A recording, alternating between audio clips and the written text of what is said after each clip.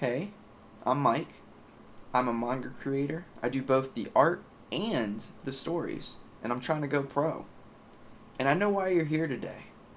You suffer from the almost incurable disease of not having creative ideas for your stories.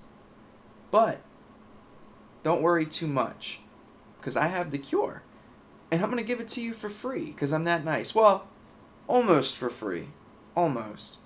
You got to make sure you sub and you like the video so that other people can be saved from nearly certain death.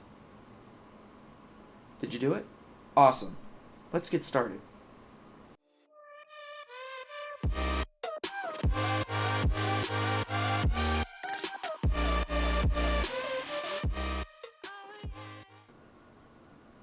Alright, before I go into tip number 1, I want to make something very clear.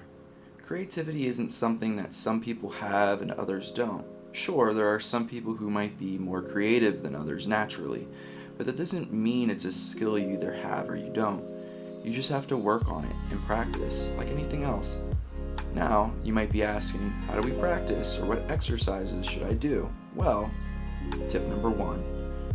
First, you want to learn a recipe. Creating a story without a recipe is just a disaster waiting to happen. Imagine trying to bake a 4-tier cake from scratch with no instructions or a recipe in front of you. Some of you might succeed because you've done it before, but if that's the case, then you do have a recipe already in mind. But without having a recipe in mind or something to work off of, the cake is probably not going to come out too great. The same is true of your stories.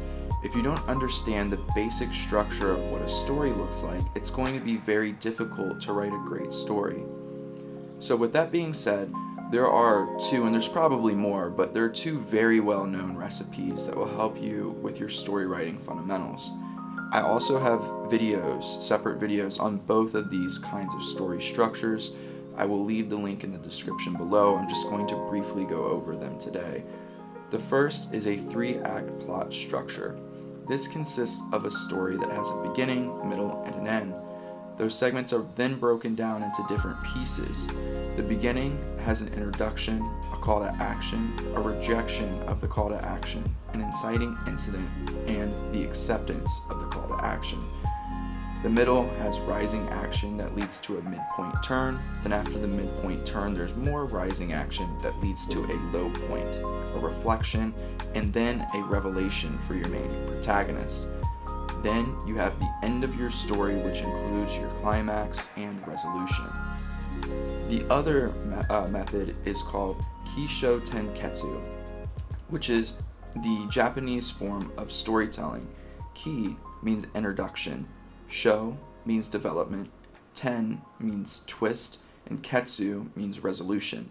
When using this method for your story, it's always important to remember that your character is consistently rising and improving throughout the story.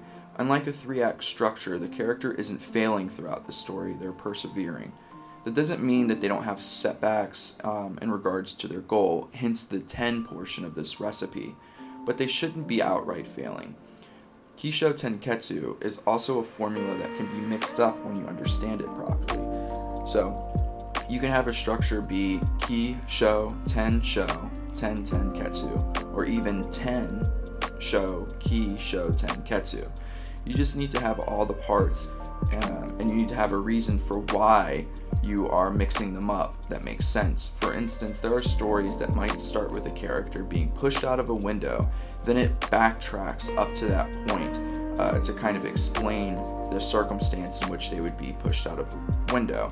The reason why someone might do this is if their story lacks pacing in the regular order, or if the beginning might not be that strong to pull the readers in. You would want to then make a creative choice using this particular structure in order to captivate your audience early on. So that's tip number 1, learning a recipe. Tip number 2, keep up to date. There are many ways to do this.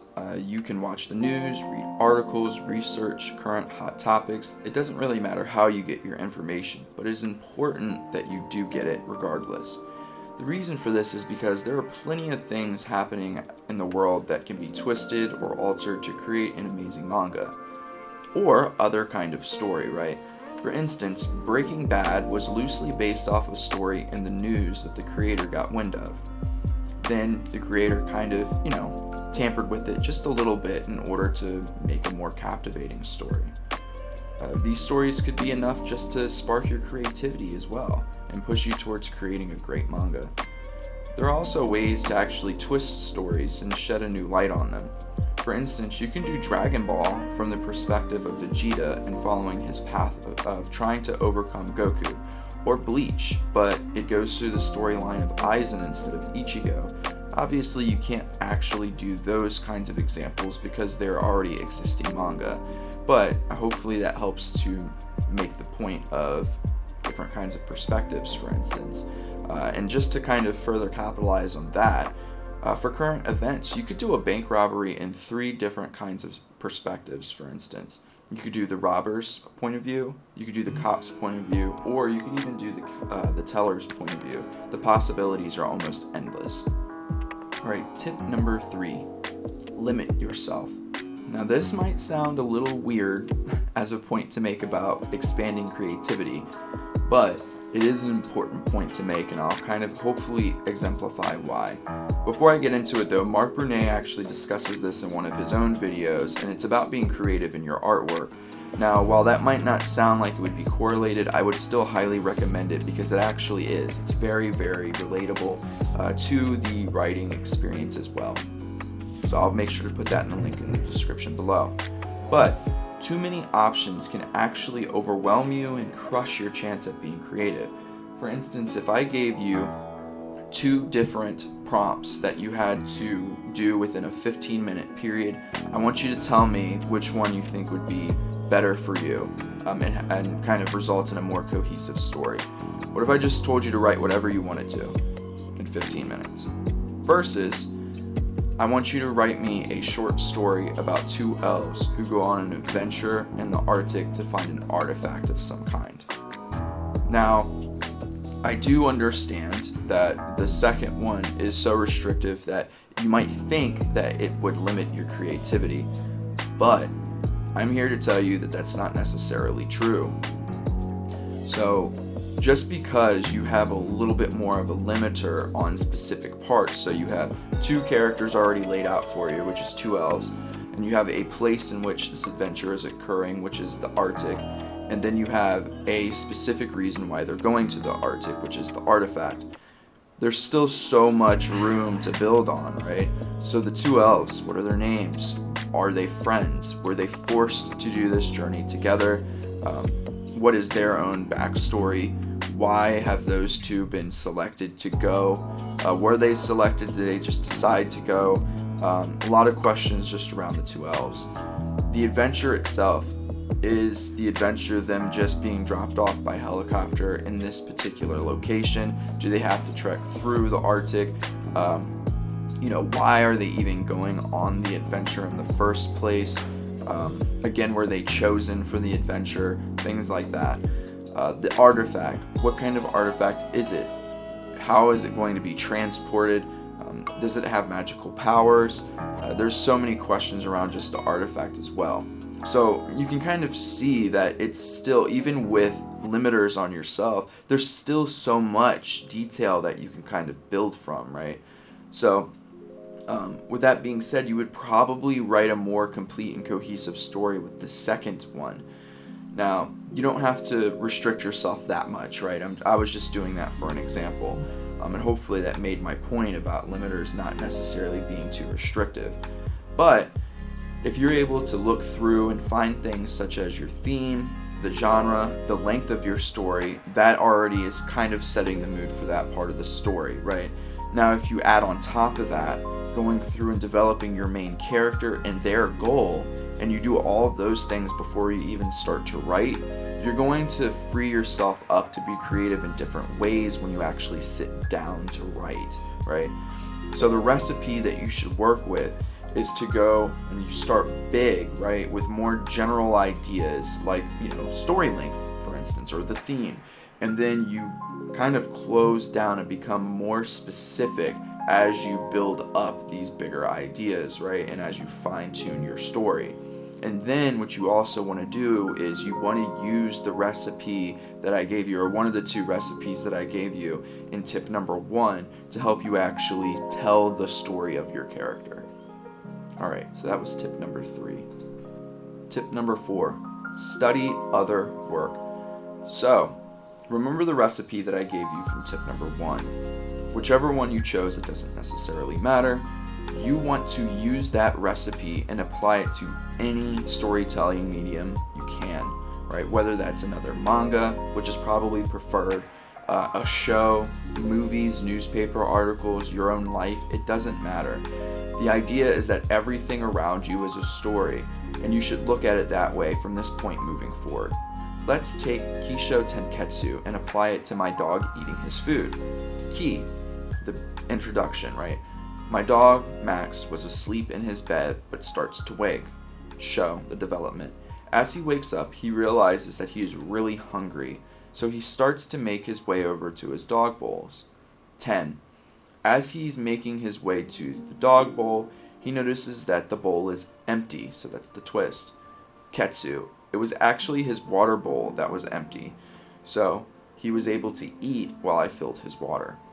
Fairly boring example, but hopefully it shows that it actually can be helpful to look at all of these kinds of things as a kind of story that is being told, right? And being able to do that, seeing everything around you in that structure, will remove the obstacle of understanding that structure when you go to put pencil to paper, right? And then when you do it and you actually apply it to professional works such as other mangas, you can actually start to pull pieces away that you enjoy, the way that they kind of stylized almost their storytelling process, and then apply it to your own work. That's not plagiarism, right? So I want to make that clear. It's not plagiarism to take pieces of other people's work and how they actually used structure that's already given to them and apply it. That's not plagiarism. It's actually how you're supposed to work. Finally, tip number 5, develop your characters instead of the story. So depending on what kind of writer you are, this might be very helpful or it might not, right? If you're the kind of writer that you have the recipe already kind of ingrained in you and you're able to just sit down and write, this tip might not be super helpful, but it can still be helpful regardless.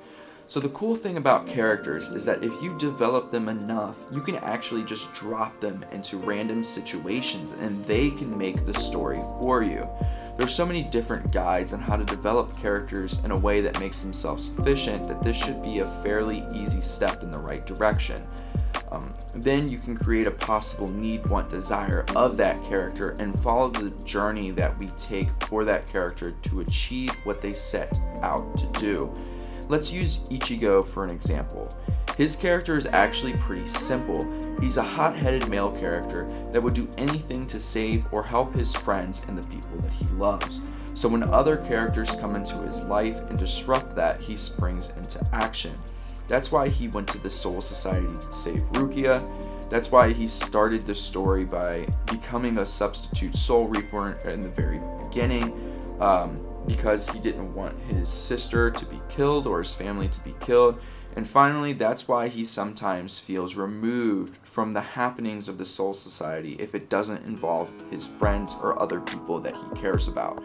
So you can kind of see how Kubo could have just made this character and plopped him in a story that kind of fits that narrative. You can even do the same thing for Ichigo and plop him almost in the place of Goku, right, in Dragon Ball. And it would be a different story, but you could see how that would work. The same thing is true if you put, for instance, Naruto in, even in Bleach, right? Naruto in Bleach might have wanted to become the captain, right, of the Soul Society. So, or a captain of the Soul Society, I should say. So you could see his journey kind of being successful even in the Bleach universe.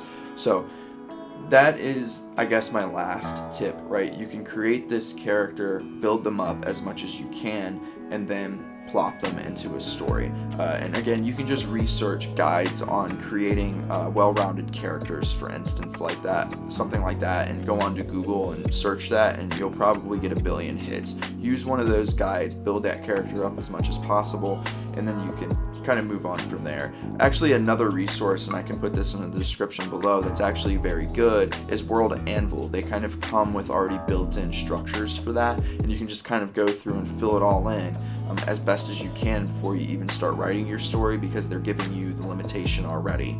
So I'll put that resource in the description below as well. Anyways, I do hope that this was helpful, and just as a reminder, you are not just lacking creativity, right? There are certain ways you can build it up, and don't be so hard on yourself, right? Just, try using some of these tips, limit yourself a little bit, have the structure in mind, all those good things, and just try, right? That's all you can do, and you keep practicing and practicing, and eventually it comes to you a little easier. Alrighty. Well, everybody, I do hope that was helpful. Thank you for watching all the way to the end. If you made it this far, I'm Manga Mike.